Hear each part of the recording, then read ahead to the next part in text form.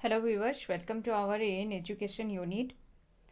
आज हम जो क्वेश्चंस को डिस्कस करने वाले हैं ये आपका, अगर आप लोग फोर्थ आरएसटी के लिए प्रिपरेशन कर रहे हैं या फिर आप टीजीटी के लिए, एसएसबी टीजीटी के लिए या फिर एलटीआर कोई भी एग्ज़ाम के लिए अगर आप प्रिपरेशन कर रहे हैं जिसमें हिंदी एक सब्जेक्ट है और वो एग्ज़ाम थोड़ा सा अपर लेवल का है, तो उसके लिए ये जो भी क्वेश्चंस है ये यूजफुल रहेगा। निम्नलिखित में कौन निर्गुण धारा के कवि नहीं है? यहाँ पर फर्स्ट क्वेश्चन आपका दिया है, निम्नलिखित में कौन निर्गुण धारा के कवि नहीं है। और यहाँ पर अगर आप ऑप्शंस को देखिएगा, रेदास है, कबीर दास है, विद्यापति है। अब यहाँ पर देखिए निर्गुण धारा के कवि नहीं है, आपसे पूछा है। भक्ति काल अगर आप देखिएगा हिंदी साहित्य के इतिहास में, अगर आप भक्ति काल देखते हैं तो उसको निर्गुण और सगुण दो भाग उसका आपको मिलेगा। लेकिन यहाँ पर अगर आप ऑप्शंस को देखिएगा, विद्यापति जो सी ऑप्शन में दिया है, विद्यापति आदिकाल के हैं। ठीक है, तो निम्नलिखित में कौन निर्गुण धारा के कवि नहीं है, जो क्वेश्चन है ये आपका सी ऑप्शन सही होगा। क्योंकि विद्यापति जो है आदिकाल के हैं, तो वो तो भक्ति काल में आए ही नहीं, फिर निर्गुण धारा के कवि वो कैसे होंगे। ठीक है, तो ये याद रखिए, क्वेश्चन नंबर 1 जो दिया है कि निम्नलिखित में कौन निर्गुण धारा के कवि नहीं है, तो आपका सी ऑप्शन सही होगा। विद्यापति जो है ये निर्गुण धारा के कवि नहीं है। क्वेश्चन नंबर 2 देखिए, आचार्य रामचंद्र शुक्ल कृत हिंदी साहित्य का इतिहास का प्रकाशन वर्ष है। देखिए, आचार्य रामचंद्र शुक्ल कृत हिंदी साहित्य का इतिहास का प्रकाशन वर्ष पूछा है आपसे। अगर कल आप लोग क्लास किए हैं तो आप लोग इसका आंसर बना सकते हैं, बहुत इजी क्वेश्चन है। कल के क्लास में मैं ये बताई थी कि रामचंद्र शुक्ल का जो है हिंदी साहित्य का इतिहास, उसका समय क्या है। यहाँ देखिए 3 ऑप्शन दिया है, 1919, 1929, 1917। 2 नंबर क्वेश्चन अगर आप देखिएगा, जो आचार्य रामचंद्र शुक्ल का जो है हिंदी साहित्य का इतिहास, वो 1929 का है। ठीक है, याद रखिए 1929 का है। रामचंद्र शुक्ल का जो हिंदी साहित्य का इतिहास, वो 1929 उसका प्रकाशन वर्ष है, उसका समय जो है 1929 है। क्वेश्चन नंबर 3, गौरी सोबे सेज पर मुख पर डारे केस, यह पंक्ति है। ठीक है, ये किसकी पंक्ति है ये आपको बताना है। रामचंद्र शुक्ल, अमीर खुसरो, विद्यापति। अब देखिए ये लाइन याद रखिए, गौरी सोबे सेज पर मुखवर डारे केस, ये कई बार यूजीसी नेट में भी आ चुका है। ठीक है, ये इंपॉर्टेंट क्वेश्चन है। गौरी सोबे सेज पर मुखवर डारे केस, ये पंक्ति जो है ये अमीर खुसरो जी का है। ठीक है, आपका बी ऑप्शन जो है सही होगा। अमीर खुसरो जी का ये लाइन है कि गौरी सोबे सेज पर मुख पर डारे केस। क्वेश्चन नंबर 4, सिद्ध एवं नाथ कवियों से सर्वाधिक कौन प्रभावित है। ठीक है, तो आपको बताना है सिद्ध एवं नाथ कवियों से सर्वाधिक कौन प्रभावित है। सूरदास, तुलसीदास, कबीरदास। तो यहाँ पर 4 नंबर क्वेश्चन अगर आप देखिएगा कि सिद्ध और नाथ कवियों से कौन सर्वाधिक प्रभावित है, तो ये आपका कबीरदास जी होंगे। यानी कि 4 नंबर क्वेश्चन अगर आप देखिएगा, आपका जो सही ऑप्शन होगा ऑप्शन बी होगा। कबीरदास जी सिद्ध और नाथ कवियों से सर्वाधिक प्रभावित थे। यहाँ पर 3 ऑप्शन में से अगर आप देखिएगा कबीरदास सही है। और कबीरदास के बारे में याद रखिए, सद्दुकड़ी इनकी भाषा है। ये जो है राम को अपना गुरु मान लिए थे। ठीक है, सॉरी, रामानंद को अपना गुरु मान लिए थे। ठीक है, राम को मानने वाले रामानंद को कबीरदास जी अपना गुरु माने थे, लेकिन रामानंद इनको शिष्य के रूप में स्वीकार नहीं किए थे। ये अपने आप ही उनको गुरु मान लिए थे और गुरु मंत्र मानते थे राम शब्द को। ठीक है, और याद रखिएगा कबीरदास जी का राम जो है ये निर्गुण निराकार राम है, मतलब उनका कोई आकार नहीं है, वो सगुण रूप में नहीं है। जिस तरह से अभी जो राम है, जो सब सब हर मतलब जो भी व्यक्ति राम को मानते हैं वो सगुण रूप है राम का, लेकिन कबीरदास जी जो राम को माने थे वो निर्गुण निराकार रूप था। क्वेश्चन नंबर 5, निम्नलिखित कवियों में अष्टचाप के कवि कौन है। तो आपको बताना है निम्नलिखित कवियों में अष्टचाप के कवि कौन है। ये आपका डीएसएसबी में आया था एक बार ये क्वेश्चन। तो ये भी याद, मतलब क्या है, आप लोग अगर आप लोगों का अगर सीटेट क्लियर है, ठीक है, तो आप लोग सिर्फ एक ही स्टेट में सीमित नहीं रहिए। जो आपका केवीएस का एग्ज़ाम है वो सारा दीजिए exam. D triple S B जो है वो भी इम्पोर्टेंट है, ये भी क्वेश्चन जो है डी ट्रिपल एस बी का ही है।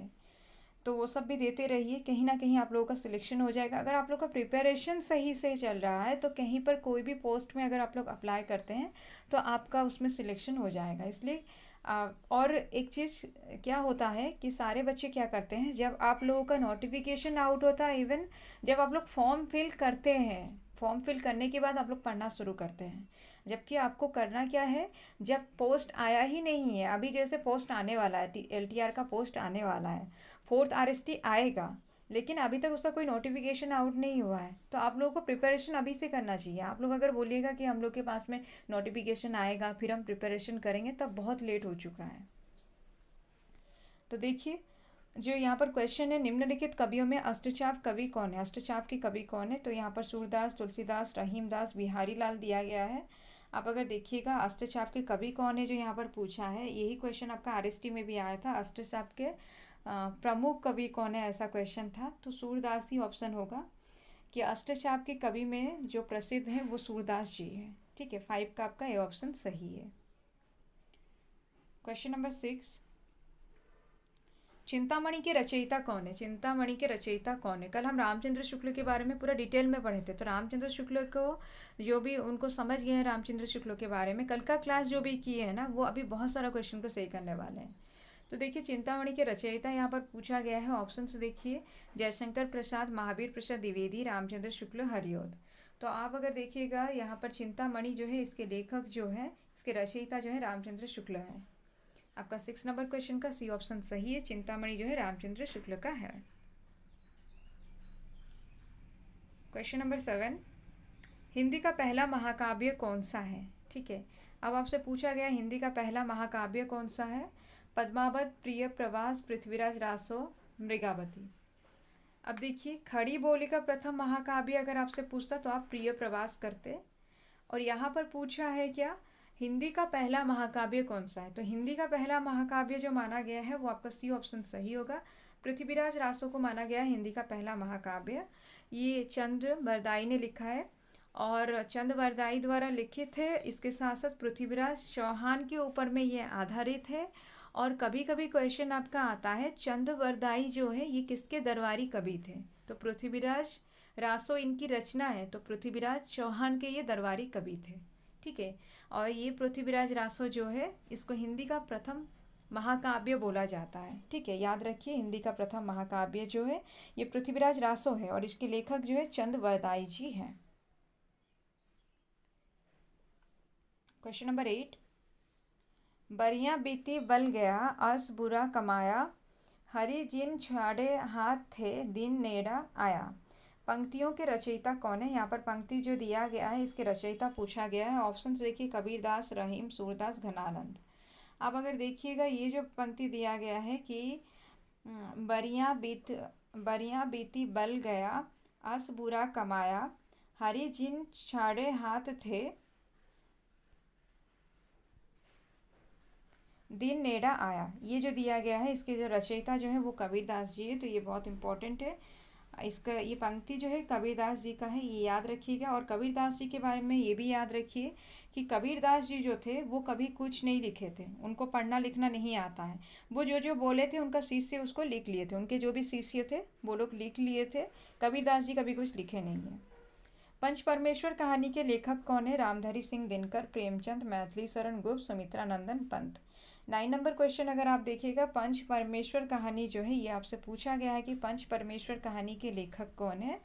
तो यहाँ पर याद रखिए पंच परमेश्वर जो दिया गया है इसके लेखक है प्रेमचंद। ठीक है, प्रेमचंद ने ईदगाह लिखा है, और पंच परमेश्वर, कफन, ये सब प्रेमचंद जी का है, इसको याद रखिएगा। पूस की रात, ये सब प्रेमचंद जी का है। और पंच परमेश्वर जो है, क्योंकि प्रेमचंद का अगर इस बार RST में इस तरह से क्वेश्चन आया कि जैसे कि मान लीजिए कफन कहानी प्रेमचंद जी का है, तो कफन कहानी क्योंकि प्रेमचंद जी का है तो प्रेमचंद के ऊपर में बहुत सारा क्वेश्चन आ गया था। इस तरह से बहुत सारा क्वेश्चन आया है, जो कवि का एक रचना अगर आपके सिलेबस में दिया है वो कवि के ऊपर में बहुत सारा क्वेश्चन आ गया था। इसलिए आप लोगों का ज़रूरी है, आप लोगों के लिए, कि आप लोग कवि परिचय को अच्छे से पढ़कर जाइए। यहाँ जो पंच परमेश्वर दिया है ये प्रेमचंद जी का रचना है। 9 का आपका जो है बी ऑप्शन सही है। क्वेश्चन नंबर 10, प्रेमचंद के अधूरे उपन्यास का नाम क्या है? तो प्रेमचंद जी का जो अधूरा उपन्यास है उसका नाम यहाँ पर पूछा गया है। देखिए ऑप्शंस दिया है गबन, रंगभूमि, मंगलसूत्र, सेवा सदन। तो देखिए यहाँ पर जो दिया गया है मंगलसूत्र, यानी कि 10 नंबर क्वेश्चन अगर आप देखिएगा आपका सी ऑप्शन जो है सही है। मंगलसूत्र जो है ये प्रेमचंद जी का अधूरा उपन्यास है। आप में से अगर किसी को ये पता है तो आप लोग मुझे बताइए कि ये जो अधूरा उपन्यास उनका है मंगलसूत्र, इसको पूरा करने वाले कौन है? आप लोग बताइए। उसके बाद मैं आप लोगों को एंड में बताऊंगी, आपका कमेंट सेक्शन में मैं आपको बता दूंगी। लेकिन आप में से जिनको पता है वो मुझे कमेंट करके ज़रूर बताइए कि प्रेमचंद जी का जो अधूरा उपन्यास है मंगलसूत्र, ये मंगलसूत्र को पूरा करने वाले कौन थे? क्वेश्चन नंबर 11, तोड़ती पत्थर कविता के कवि कौन है? तोड़ती पत्थर आपका जो है आरएसटी का सिलेबस में दिया गया है। सुभद्रा कुमारी चौहान, महादेवी वर्मा, सूर्यकांत त्रिपाठी, निराला, माखनलाल चतुर्वेदी। तो देखिए सुभद्रा कुमारी चौहान ये भी आपके सिलेबस में है, महादेवी वर्मा, सूर्यकांत त्रिपाठी, निराला ये भी आपके सिलेबस में है। माखनलाल चतुर्वेदी नहीं है हमारे सिलेबस में। फोर्थ आरएसटी को अगर आप देखिएगा उसमें नहीं है। तो यहाँ पर जो दिया है तोड़ती पत्थर कविता के कवि कौन है, इसका सही ऑप्शन जो है सूर्यकांत त्रिपाठी निराला होगा। आपका 11 नंबर क्वेश्चन का सी ऑप्शन जो है सही है। निराला जो है ये तोड़ती पत्थर कविता के कवि हैं।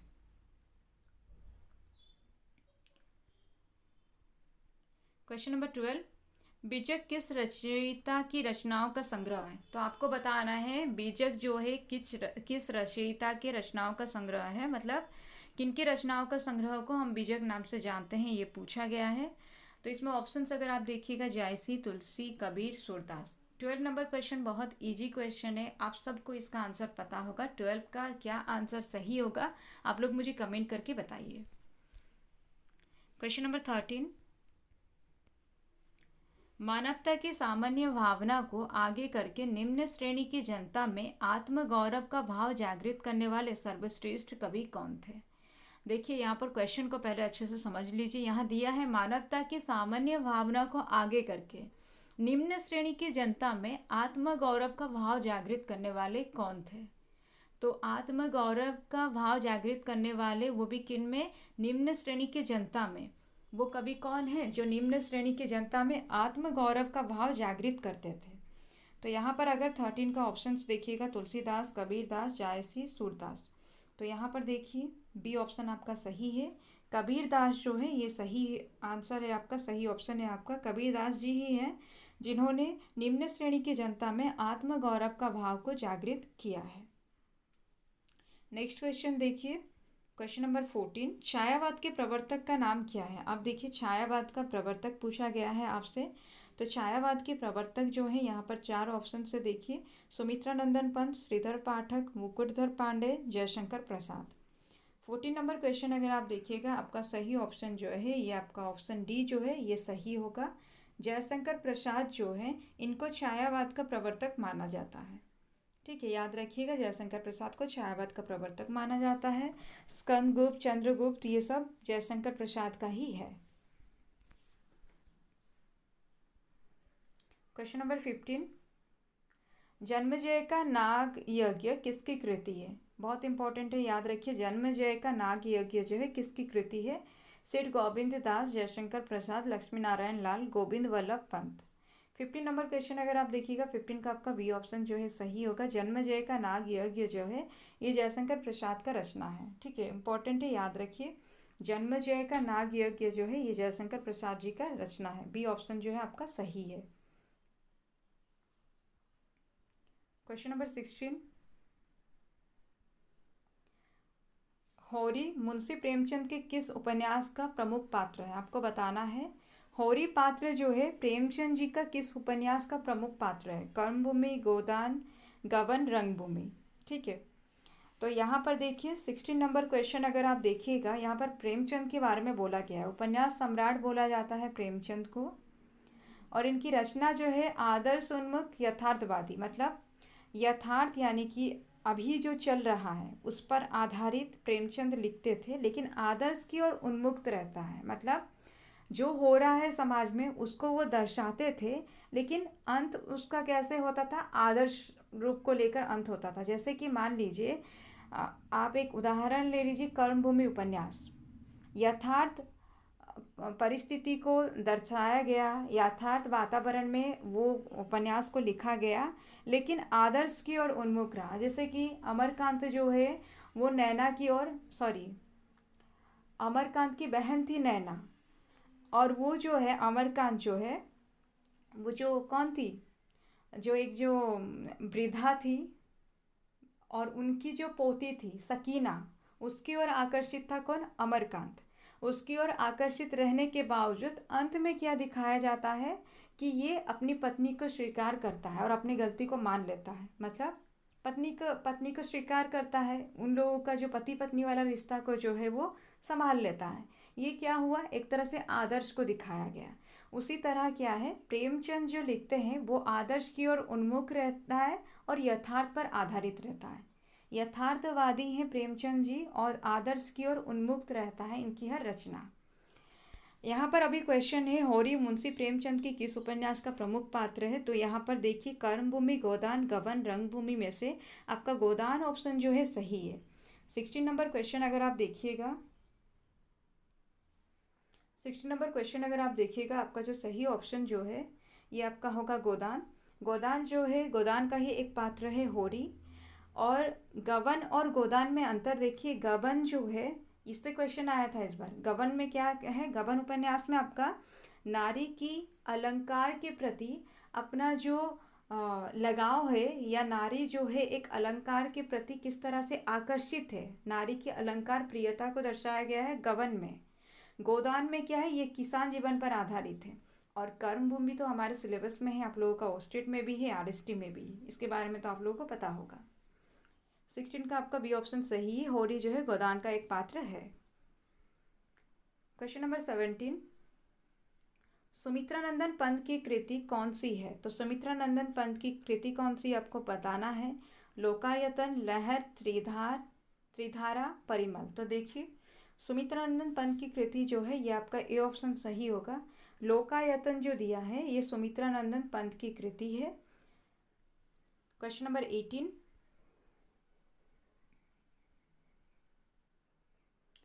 हम दीवानों की क्या हस्ती है, आज यहाँ कल वहाँ चले। ठीक है, ये लाइन याद रखिए, हम दीवानों की क्या हस्ती है, आज यहाँ कल वहाँ चले, मस्ती का आलम साथ चला, हम धूल उड़ाते जहाँ चले। तो प्रस्तुत पंक्तियों के रचयिता कौन है आपसे पूछा गया है। यहाँ पर देखिए ऑप्शंस जो दिया है, सियाराम शरण गुप्त, भगवती चरण वर्मा, सुभद्रा कुमारी चौहान, रामधरी सिंह दिनकर। लाइन काफ़ी अच्छी है, आप इसको, ये पंक्ति को याद रख सकते हैं, बहुत ही अच्छी पंक्ति है कि हम दीवानों की क्या हस्ती है, आज यहाँ कल वहाँ चले, मस्ती का आलम साथ चला, हम धूल उड़ाते जहाँ चले।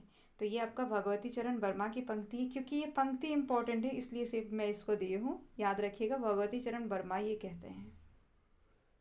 क्वेश्चन नंबर 19,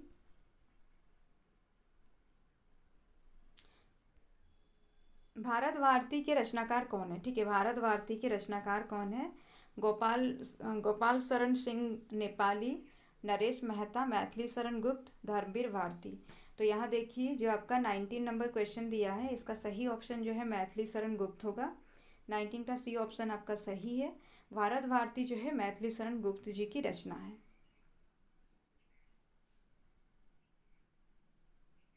और यही भारत भारती के बारे में बोला गया है कि इसको जो है अंग्रेज सरकार ने इसको जब्त कर लिया था, ये कहकर कि ये देश के विरोध में है, देश के विरोध के, अंग्रेज के विरोध में था, इसलिए शायद।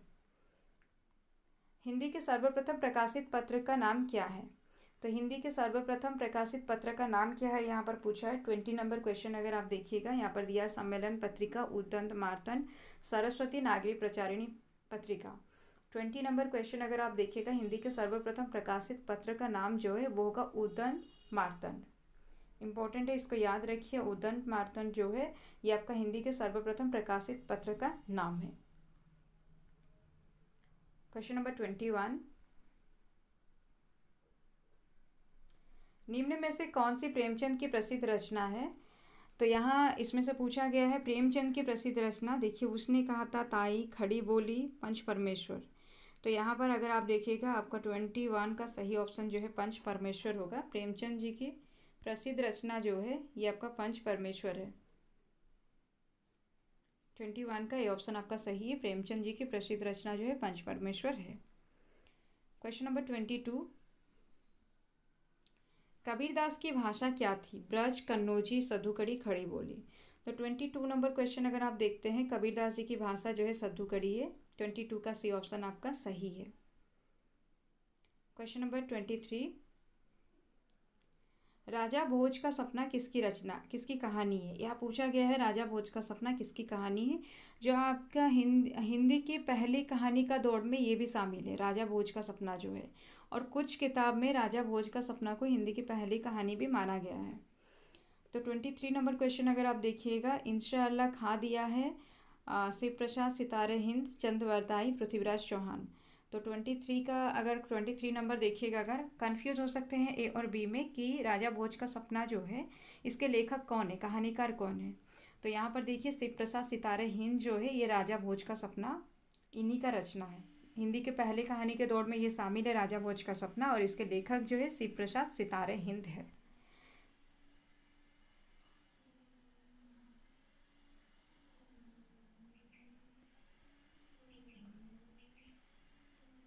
क्वेश्चन नंबर 24, झरना के रचयिता कौन है?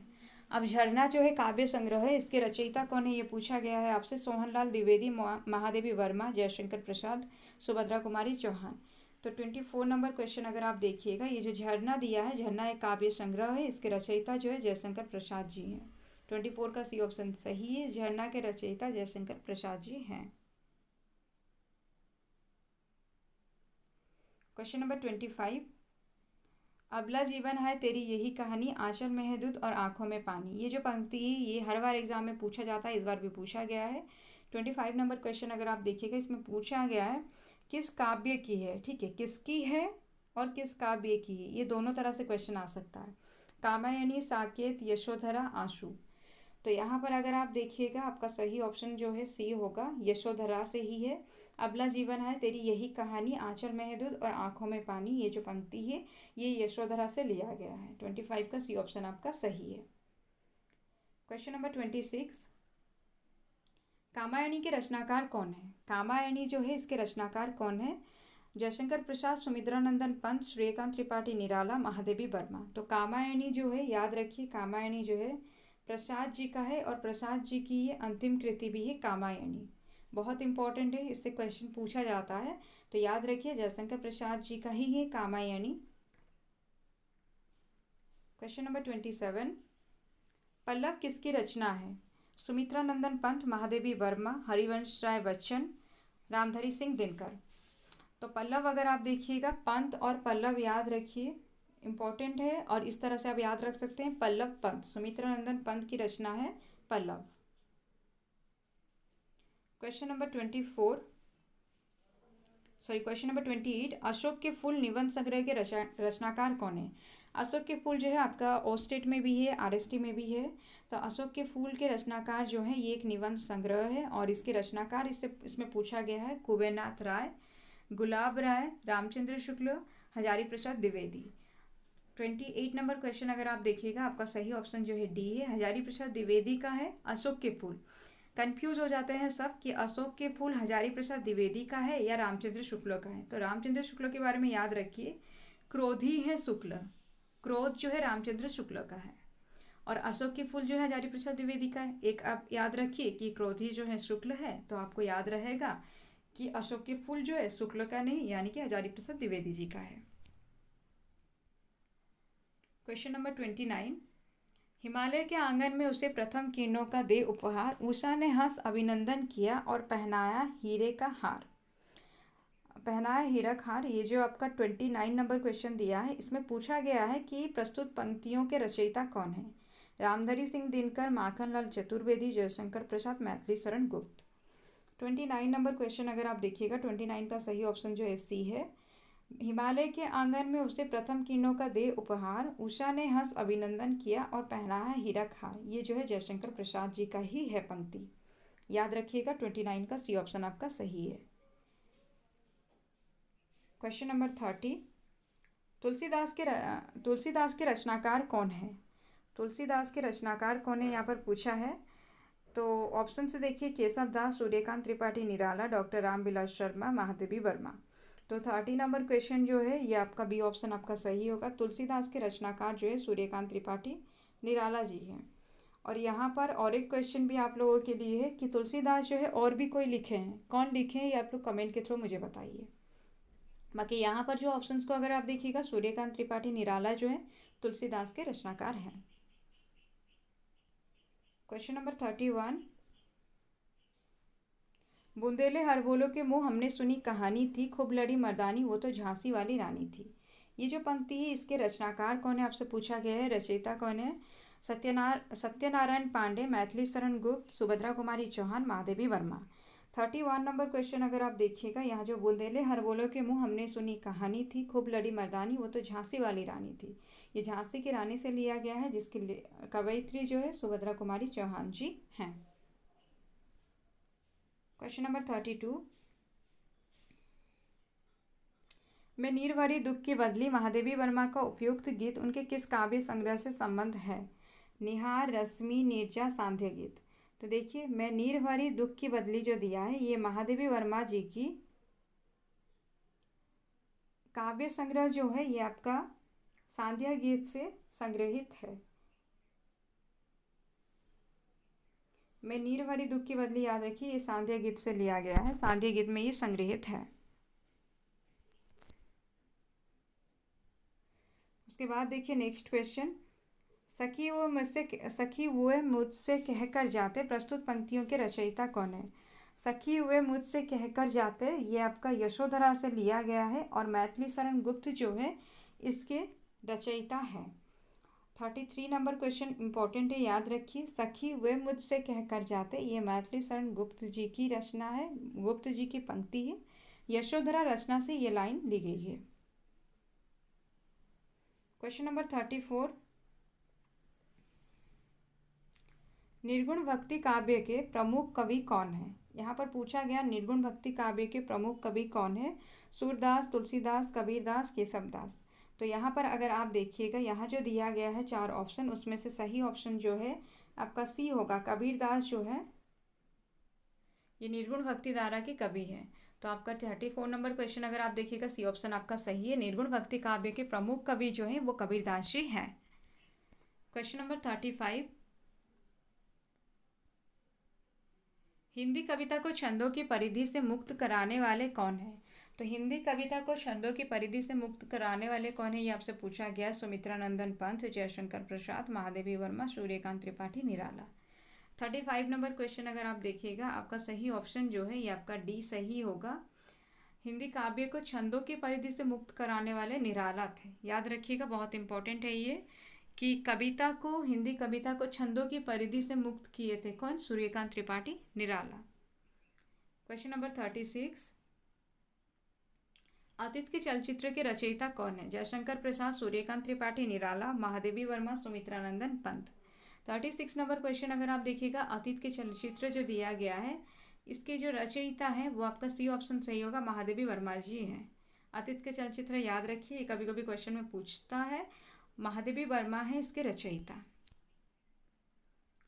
क्वेश्चन नंबर 37, तितली किसकी रचना है? जयशंकर प्रसाद, आचार्य रामचंद्र शुक्ल, श्याम सुंदर दास, आचार्य महावीर प्रसाद द्विवेदी।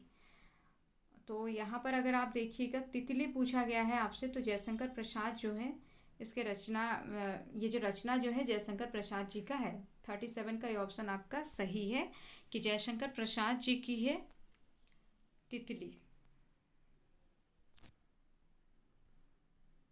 क्वेश्चन नंबर 38, कबीर के गुरु कौन थे? रामानुज, रामानंद, वल्लभाचार्य, नामदेव। देखिए रामानंद और रामानुज में आप लोग कंफ्यूज हो सकते हैं, तो याद रखिए कबीरदास जी जो है उनके जो गुरु जो थे वो आपका हो जाएगा रामानंद। ऑप्शन बी जो है सही है, कबीरदास जी के गुरु जो है रामानंद हैं। और ये भी याद रखिए कबीर ने रामानंद को अपना गुरु माना है, रामानंद ने कबीर को अपना शिष्य स्वीकार नहीं किया है। क्वेश्चन नंबर 39, पुष्टि मार्ग के दर्शन की स्थापना किसकी है? पुष्टि मार्ग के दर्शन की स्थापना किसने की है? चैतन्य, नानक, सूरदास, वल्लभाचार्य। तो 39 नंबर क्वेश्चन अगर आप देखिएगा, आपका सही ऑप्शन जो है डी है। वल्लभाचार्य ने पुष्टि मार्ग के दर्शन की स्थापना की। क्वेश्चन नंबर 40, ये हमारा लास्ट क्वेश्चन है। आज के लिए ये लास्ट क्वेश्चन है। जाति पाति पूछ नहीं कोई, हरि का भजे सो हरि का होई। ये पंक्तियाँ किसकी है? देखिए, ये पंक्ति जो है ये काफ़ी इम्पोर्टेंट है और इसको याद रखिएगा। कभी कभी बच्चे इसमें कंफ्यूज हो जाते हैं, क्योंकि यहाँ पर ऑप्शन में देखिए कबीरदास भी है। देखिए यहाँ पर लाइन दिया है, जाति पाति पूछ नहीं कोई, हरि का भजे सो हरि का होई। ये पंक्तियाँ जो है किसकी है, यहाँ पर क्वेश्चन है। कबीर भी ऑप्शन में है, तो बहुत सारे बच्चे को लगेगा कि कबीर ऑप्शन सही है, लेकिन ये याद रखिए ये जो है रामानंद जी का है। जब समाज में चारों तरफ आपसी कटुता था, तो उस समय क्या करते हैं, समाज में एकता लाने के लिए ये नारा स्वयं स्वामी रामानंद ने दिया था कि जाति पाति पूछ नहीं कोई, हरि का भजे सो हरि का होई। ठीक है, याद रखिए ये जो 40 नंबर क्वेश्चन जो आपका है, ये आपका ए ऑप्शन जो है सही है। रामानंद ये कहते हैं कि जाति पाति पूछ नहीं कोई, हरि का भजे सो हरि का होई। तो यहाँ तक था आपका 40 क्वेश्चंस। उम्मीद है आप लोगों को समझ में आया होगा। कहीं पर किसी को अगर कोई डाउट है तो आप लोग कमेंट के थ्रू पूछ सकते हैं। और आप में से अगर 4th RST के लिए कोई क्लास ज्वाइन करना चाहते हैं या फिर ओस्टेट के लिए क्लास ज्वाइन करना चाहते हैं, तो आपको कमेंट में जो नंबर दिया जाएगा उस पर आप कांटेक्ट कर सकते हैं। पढ़ते रहिए, मेहनत कीजिए, अभी नहीं तो फिर कभी, लेकिन अगर आप प्रिपरेशन जारी रखते हैं तो आपका सिलेक्शन ज़रूर होगा।